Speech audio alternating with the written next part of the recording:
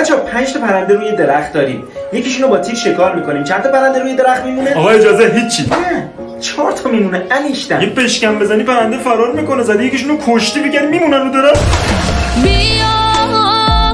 5000 تومان داری. 5000 تومان دیگه از مامانت میگیری. چقدر داری؟ 5000 تومان. میبینی؟ هیچ ریاضی نمیدونی. شما هم هیچی راجع به مادر من نمیدونی.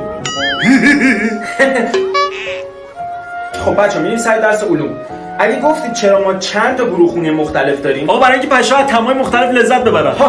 خیلی بانمکی. میدونستی قورباغه بالاتر از برج میلاد میتونه بپره؟ واقعا؟ آره، چون برج میلاد نمیتونه بپره. آقا معلم خیلی خوب زایت کرد. آفرین آقا معلم. حرام علی، چابلوس علی، تمامش کنیم مسخره بازی. خب کی میاد این سوال حل کنه؟ پرام زیر بغلت کثیفه؟ پرهام یه حلش کن.